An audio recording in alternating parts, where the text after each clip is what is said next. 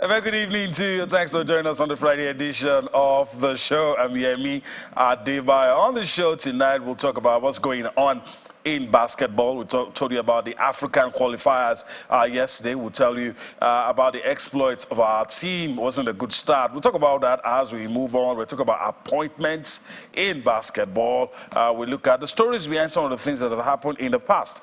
And of course, it's that period of the year of the season where football transfers make the headlines. A lot of outrageous amounts of money being spent by some clubs, and of course some speculation. All of that we will be looking at on the show tonight. Of course, in focus will be the FIFA Women's World Cup. We'll continue with the countdown that we have started on the show with regards to the women, and also hoping that our ladies will, of course, do well in New Zealand and Australia. All right, that's the outlook of the show tonight. Usually, of course, it's a two-man show. My colleague, of course, Austin Okonakpan, will be with me as we take this trip across the money-spinning world of sports. We'll take you to many sports. All right, greetings to you, Austin. It's good to take this ride again together.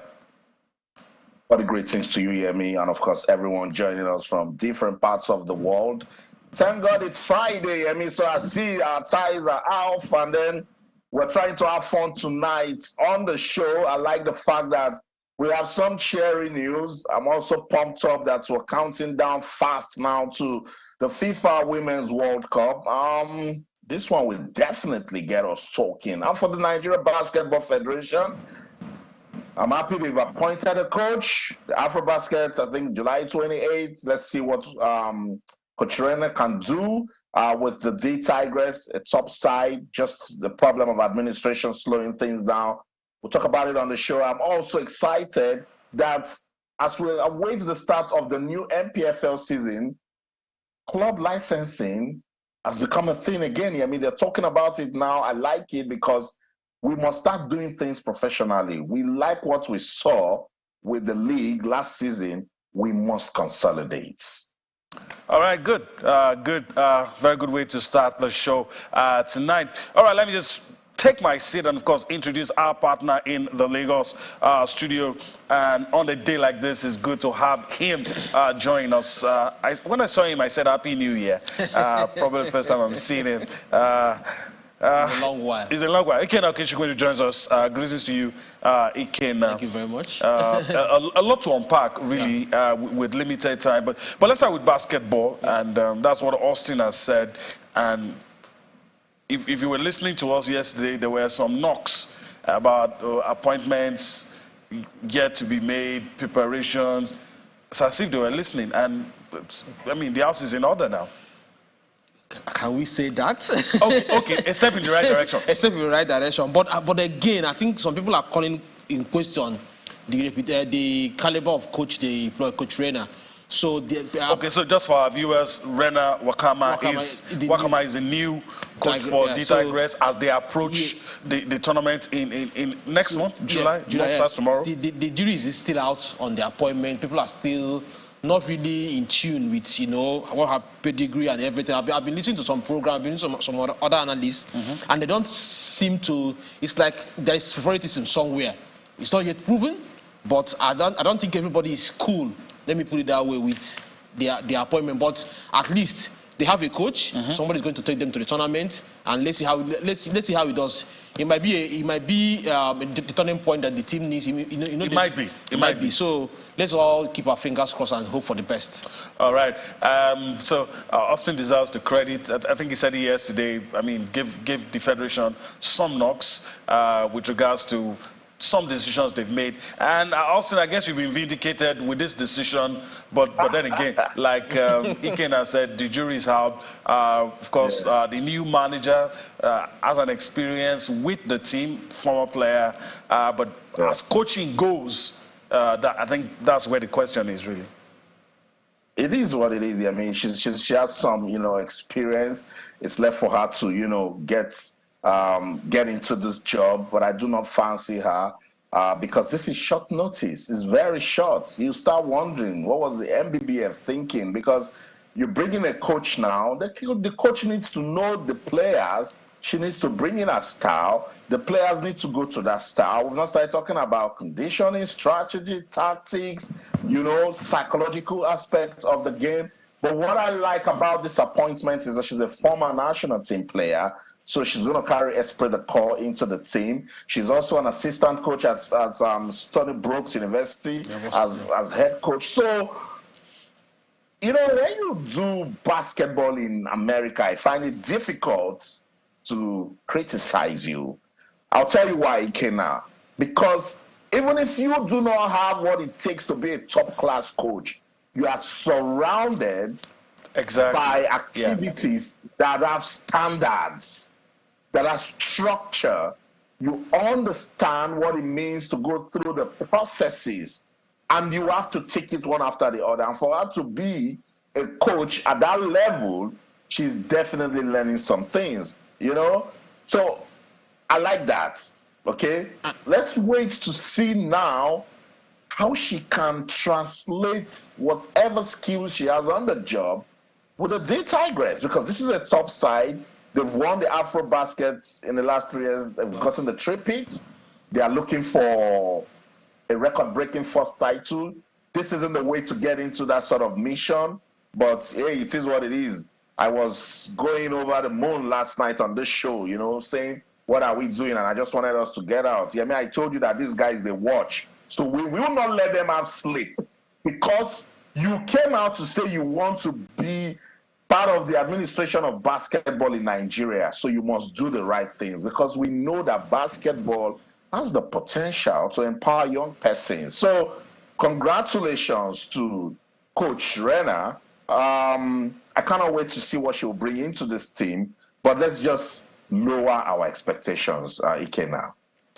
Well, we are defending champions, but I think one thing the federation did, I think they needed a friendly face to lead the team. So she's like, because most of our players are from diaspora, so she's one of them. So she can actually come because she ticks the box. In all of those, in some areas. Yes, I think she does. She's in an environment, just like Austin quite rightly pointed out, she's in an environment where everything works. She's surrounded by, a system that works. It doesn't work here. You said? The system doesn't work here.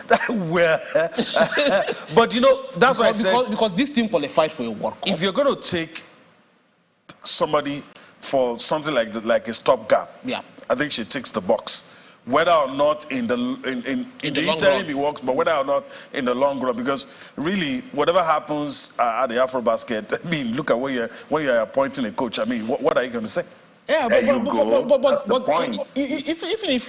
like that, you could have appointed somebody that even if you don't do well in the Afro Basket, you can also somebody that can, in the long run, use this as a stepping stone, then can also prepare the team going forward. So instead of having a stopgap interim measure. But right now, she might be the long-term plan. Okay, and it might work. It might work. That's what I'm saying. So I think we should all keep our fingers crossed and see what happens. That's my own take. Like I said, the jury is still out, but let's see what she does on the table. She might come in and prove everybody wrong. It's possible. It's possible. So let's give her that chance. Okay. Austin wants to add a few words. Yeah, you now let the jury get back inside. Let it get back. What I'm trying to say is, I said that a good thing is that she is a former national team player. Let me also add that I like the fact that we're bold enough now to give the job to a woman. I think that's refreshing. I think that's good development for women's basketball in Nigeria. But the Tigress, they've seen the good, the bad, and last year they experienced the ugly, qualified for the World Cup, but a ban from the ministry stopped the girls from going to that competition. Former Minister of Youth and Sports Development, Sunday Dare, is saying that in the long run, that ban was good for basketball in Nigeria. Let's listen to him. No, the essence of that ban was beyond bringing back the youth basketball. That was part of it. Yes, there were unintended consequences. But also, don't forget, certain things that occurred while the qualification process was going on. Twice, we had every reason not to sponsor the team for qualifiers. Because in the midst of those crises, you see, this is it. There's a place for patriotism. There's a place for institution. To have been told we will not play the game, players signed that they will not show up. If they show up, they will protest against Nigeria. Under the table, we were engaging them. But some other people were fueling them. All the stakeholders were told, if the interests of the game and the interests of the players are your own interests, then you will abide by what we have said you should do. Ultimately, when we reviewed the entire thing, we saw that the interest of the game and the interest of the players was not paramount. There were unintended consequences. There are regrets. In sports, apart from the use of substance, the other thing that can destroy any sport is indiscipline. When a player is indisciplined in the team, they send him out immediately. What I'm saying is the athletes of our country are great. I respect them. Their welfare is important. But you cannot disrespect and trash your country simply because you have a grounds. There are institutional processes. What some of them try, they can't try with the American basketball team. The Ugandan team came to Kigali. They said because they are owing them some money, they won't pay. While they said it, within an hour, the government disbanded all of them. Is there any noise? No noise. So there are lessons learned, but for me, there were unintended consequences. And I'm glad that we're back now on the run of the mill. We've maintained our level, both in female basketball and male basketball. And for the first time in a long time, the World Qualifiers, which I approved, is coming to Nigeria in August. So we're back in the basketball family. Some regrets that the women did not make it, but the axe had to fall somewhere, and it fell. That is governance. That is governance. Ikenna, do you agree with the former minister? No, I don't. And I think he got away with it because it's basketball. You can't try that with Super Eagles and football. You dare not. I think he got away with it because it was basketball. I don't think at that point that was what I understand where he's coming from. The discipline, the girls embarrassing the Nigeria, the nation. I totally understand. But there are steps he could have taken to avert it. First and foremost, what actually caused this indiscipline in camp? What actually caused it? Was it addressed? So if the girls reacted in a way, that was something that must have ticked them off. I don't think you can try that with imagine Nigeria, what we went through to qualify for the World Cup. Let's say we qualify for the 2022 World Cup, Nigeria versus Ghana. All those the crowd that was in Abuja. All of a sudden, after qualification, you will go back 3 days, 1 week later, and you said Nigeria is not going to the World Cup again. You can't do that with football. You got away with it because it's basketball. But I hope that everything is now working out. I hope everything, like he said, they have addressed the situation. But at that point in time, I think another thing you have to consider is a lot of girls, their dreams were killed. And some of them wanted to go to that World Cup, maybe to prove a point, get better opportunities somewhere else. So some of them it didn't happen. So I think we are all at fault, but I don't agree with him because we qualified for the World Cup. They worked hard to qualify for that World Cup. I think the honorable thing to do was to allow them participate. All right. If I may chip in with my few cents, I don't agree with him, but if you're looking at things from his position, you will understand why he did what he did. It's talk about you're not going to give somebody a platform to embarrass you. That's what he has said, and it's clear. And look, I hate the unintended consequences. And a lot of people will disagree with me on this. And just while we were listening to the sports minister, I told Ikenna that we have to be careful because if we start analyzing this matter, we'll probably spend the whole show looking at what the former minister said. But you see, even at the Olympics, there are rules now that looks like it's trying to keep sportsmen from using that podium, using the stage for political views. The issue is not whether they agree with those political views. Now, in this case, if you look at it from his own perspective, as a sports minister who's representing the government, will he give the platform? Now, the issues that the ladies, talked about, genuine issues, and they have every right. But you see, if you are in his shoes, are you going to prevent, you have spoken to them, you have seen that these ladies won't back down. They're going to go to that tournament and say whatever they're going to say. If you're in this position, you'll probably do the same. But from what Iken has said, that I also agree with. Okay, what are the things that were done to ensure that, look, what these ladies were not happy about were probably were properly addressed and sorted out within that space of time? You know, stopping them from going to the tournament couldn't have been the only thing that could have been done. But again, you know, when you introspect, when you look at all of these things, you will understand that he was left with that choice because as the sports minister of Nigeria, you're not going to give the platform to somebody to go and embarrass the country. Yeah, I totally agree. It's a sensitive discussion. You could tell that the former minister even struggled to talk about it now. In the heat of the moment at that time, he would have just come out and just say it. But you could tell that some reflection has gone into it now. And he's struggling and saying at that time there's nothing he could do. And sadly, everything rises and falls on leadership. I'm sure that was a collective decision of the ministry and even some members of the NBBF. Let's not forget I was a scattered house.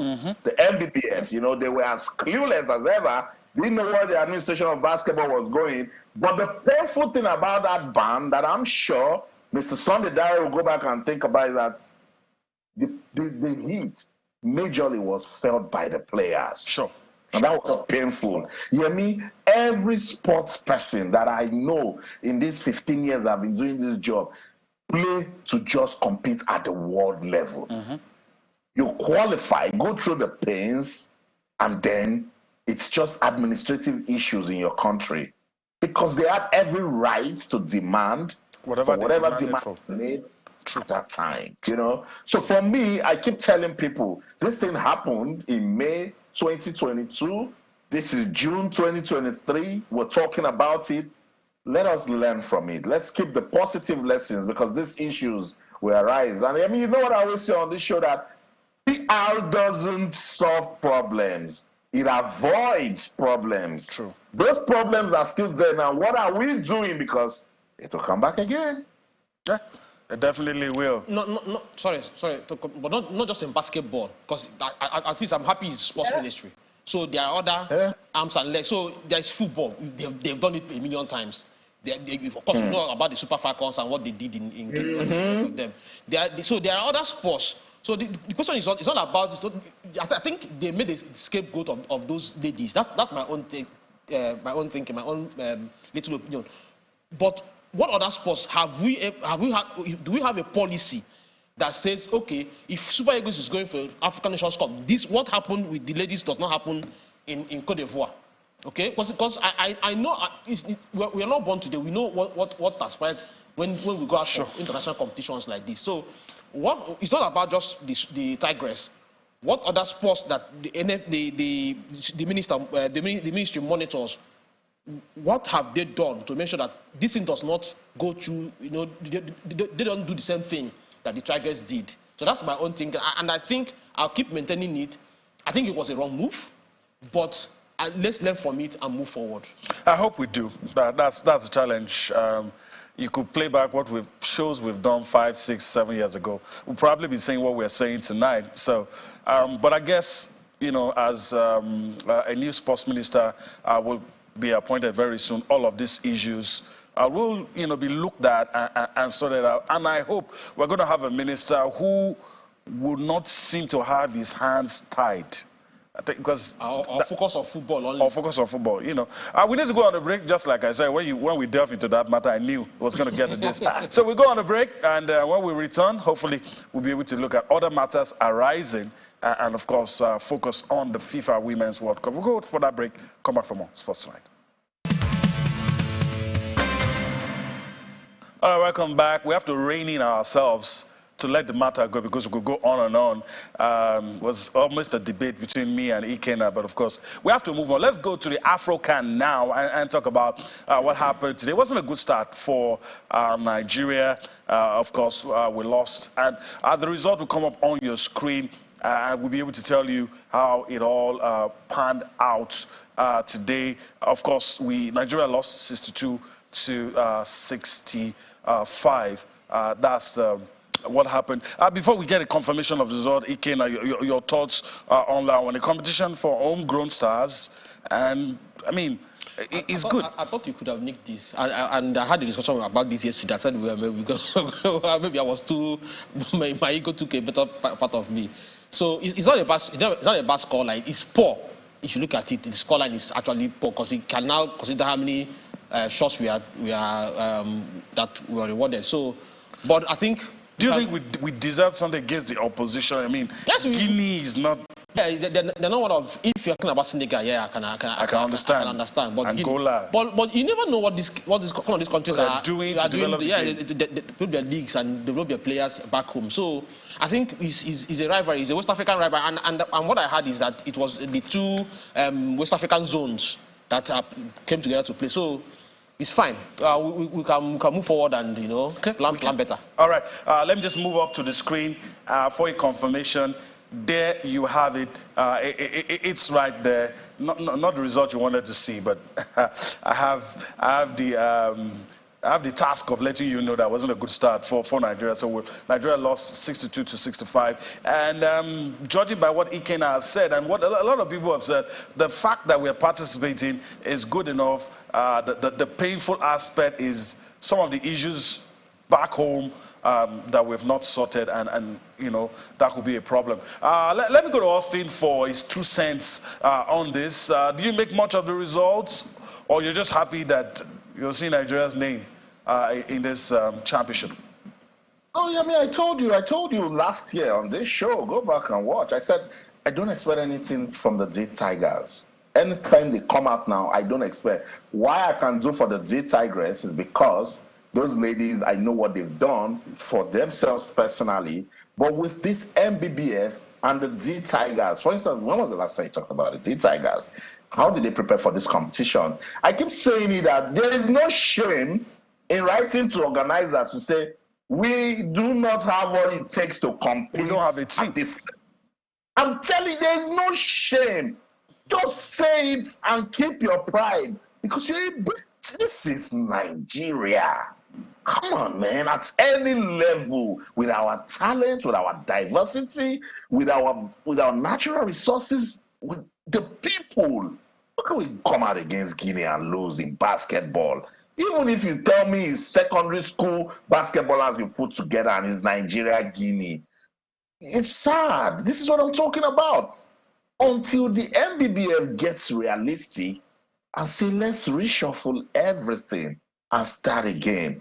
We've lost our bearing. We don't know what we're doing. And guys, they need to think and talk to themselves first. Okay, lock yourselves up in a room, NBBF, and say, you're not supposed to be here. I agree, you too, you're not supposed to be here. Both of us, can we hold hands and get out of this room? We now know 2 persons have left. The other 2, sir, you and I were not supposed to be here. Then you find out at the end of the day, maybe you have 2 persons that are genuinely supposed to be in that federation, and then we can start from there. Because, if that cleansing is not done, this will continue to be the story of basketball in Nigeria. If I can say something, that discussion should have happened 8 years ago, if you ask me. When all of this started? Yes. That discussion should have happened, because you were asking yourself, why are these two, if you really love the sports, why are you fighting each other for control of this thing? Especially when you know the key stakeholders will be the one that will suffer. Exactly. And the league was shut down for years.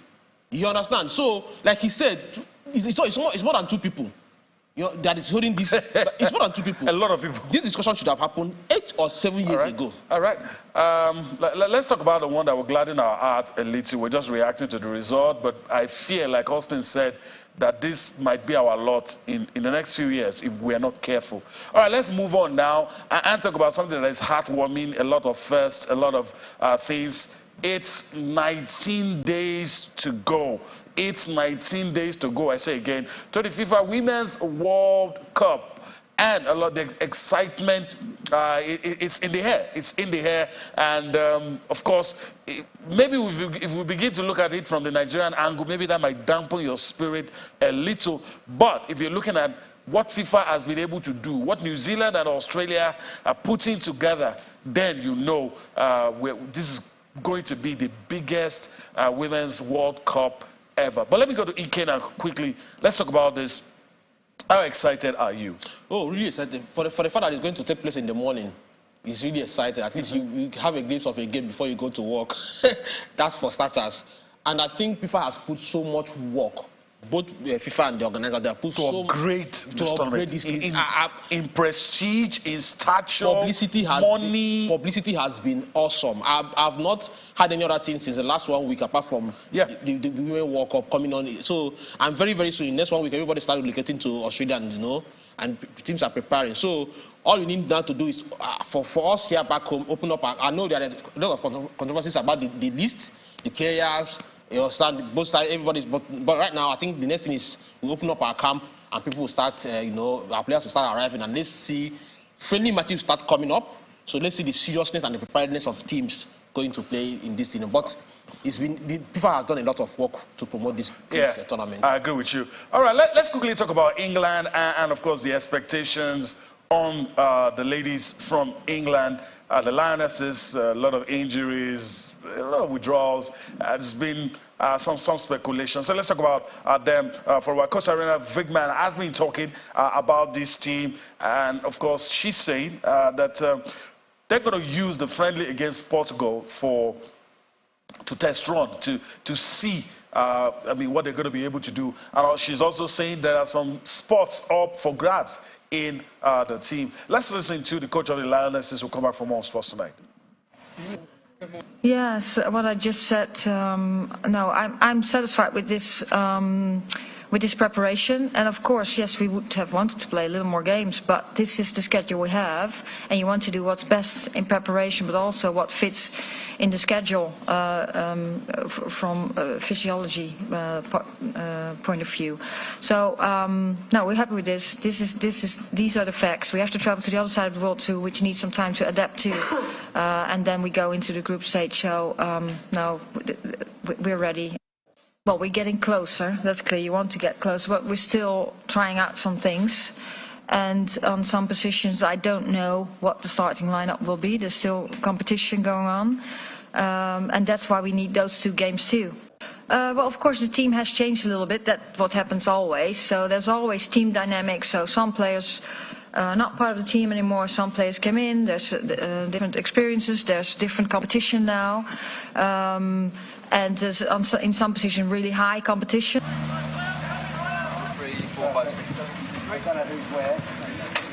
All right, let me go to Austin. This is happening in your hand, and of course, you know what the coach is talking about. So a quick response before we go to the NPFL. The expectations seem a bit watered down. I don't know if you agree. I disagree, because every day the local media here, they talk about England's women. It's part of the injuries, inclusions. No, you see, that's what success does. For the fans, they are saying if this English team against all odds can win the Euro tournament, then they can go to the World Cup and impress. That's all they're just saying to the team. And I think I like the fact that the coach and the players, they don't have any pressure on them. She's just trying to water it down. If you see, she mentioned physiology. Whenever she's talking, she's trying not to really talk about what's going on with the team. She just wants that pressure, because the media can actually make it difficult for you. But they are champions of Europe, and the fans believe that on the backs of that, they can go to the World Cup and be expectant. And I think they have every right to do so. All right, so let's yield the floor. And it's so good that we happen to have Ikena with us today, somebody who loves the domestic league. So let's talk about the domestic league. You hinted about it, so let's go into it. Of course, some of the things that the organizers of the league want clubs to start doing as we prepare for the next season. Very important, before the start of every season, we'll talk about club licensing, that the processes must be respected, that we need to do things professionally. Ikena, over the years, we have failed. But with what we've seen that the IMC did with their bridge season, and now we're getting ready for a new season, August the 26th, do you think our clubs are now ready to do things professionally? Sometimes we take one step forward and 2 steps backwards. I know. But I think last year, one thing that gladdened my heart was their insistence of using some particular stadiums. So some teams like Lobby Stars actually played away from home. A lot of teams actually played away from home. So at least they didn't budge when teams started, coming at them. They insisted that many teams everybody should have at least play on a good pitch. On a good pitch, on a good surface, and in a good stadium, and they did throughout the season. But I think the challenge will be next season. I think we should take it step by step. Now we have gone after that one. Next one I really want them to do is set up a proper youth system. We don't have. Then under one is player transfers and player welfare. Because from my understanding and little investigation I've done, some of these players are third party. They're not owned by the clubs. So you see a player moves from Enyimba, let's say from Enyimba to Ari National, Enyimba gets nothing. He moves from Rangers to Esperance, they get nothing. So some of these players are on third party. So to smoothen the system. To smoothen the system, exactly. So you'll be hearing words like he's on loan. So what I need them to do is let them put their eyes on player development and also insist that they have proper contract, not this one they sign on paper, proper contracts with the club. So Rangers owns their players 100%, Enyimba owns 100%. But in terms of what they did last year, having the Super 6 was exciting. And also, most importantly, the league should be on TV. Can all of these things be done before August 26th? It can be done. When we expect the new season to start? No. It cannot. All cannot be done, but steps can be taken. Okay. Proclamations can be made, steps can be taken, directions can be given, okay? Processes and so, in the next 6 months, we want to see this. So things can be done, but all cannot be done within the next 1 or 2 months. But there must be steps taken to see that we are moving in that direction. Okay. Yemi and Ikenna, I just want to ask you guys a question, Yemi and Ikenna. Do we have a league body that can be firm and say, if it's only 10 clubs that respected the licensing processes, we're going to play league football with 10 clubs? Do we have that sort of league management system in Nigeria? Okay, let me allow you to say something. I don't think we do. I don't think we do. I don't think we do. I don't think we do. I don't think we do. I don't think we do. I don't think we do. But we just try to applaud the little they have done. Yes. We try to applaud the little they've done. We try to encourage them to do more.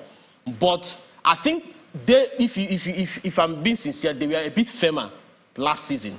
Okay, they made some decisions. They naturally would not do. No, they won't. But they did do some things in the right direction. So we are trying to see if they can also improve on what they have already done.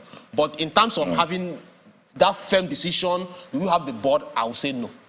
And if I may add, Austin, my 2 cents, our football is a reflection of our politics. Exactly. You cannot separate our football from our politics. So we can stand here all day long, complain, until the administrators, no, in fact, let me say, until the politicians decide to leave sports, take a back seat, and understand that you are not doing us a favor when we are talking about sports. We can actually generate money and stop coming to you every now and then to give us money.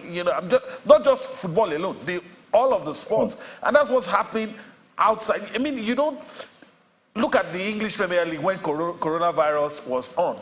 There was so much money to be made that the UK government, every other thing was shut down, but they had to find a way. Yemi, you're going far. I'll give you a typical example. Young Africans. Yeah, Tanzania. Young Africans made almost $1 million from fan contribution. Being a member alone, just $1 million alone from their fans.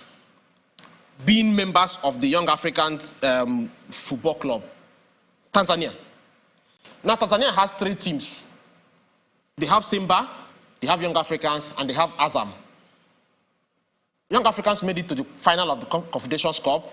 Simba made it to this, I think, the quarterfinals. They were unlucky to lose to Wydad on penalty. So when you see, when you start comparing us with La Liga teams, you are going too far. Okay. Let's come back to Africa. At least, and see what is happening around Africa. Younger is going to be that, and what they're saying, they're not doing it on. It's not a wipe. They're not making noise. They're going to be their own stadium, 20,000 capacity, with a plan of playing smaller teams in that 20,000 capacity. When they're playing Simba, Azam, and the bigger clubs, they play in that their national stadium. That's 60,000 capacity. These are plans. Yeah.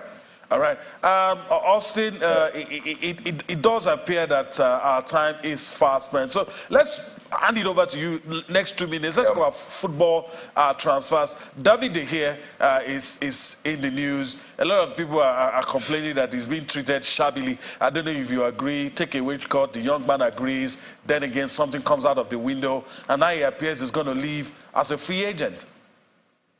And I think that's a big loss for Manchester United, any way they want to take a look at it.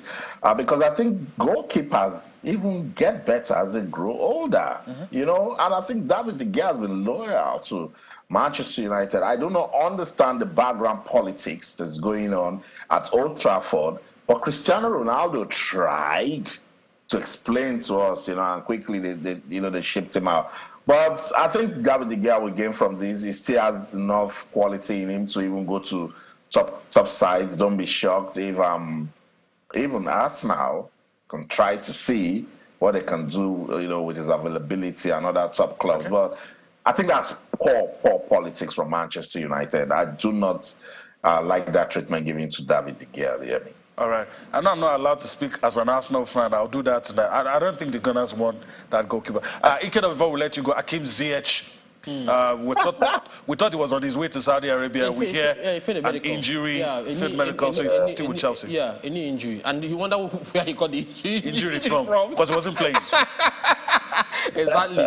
So, but I think we still have 2 months to go in the transfer. So let's see whether it's something that needs a surgery or something that needs just a little rehabilitation. He might be back on their destiny. They really want him. They're the kind of players they need to actually, you know, get that boost that they can actually get any player they want.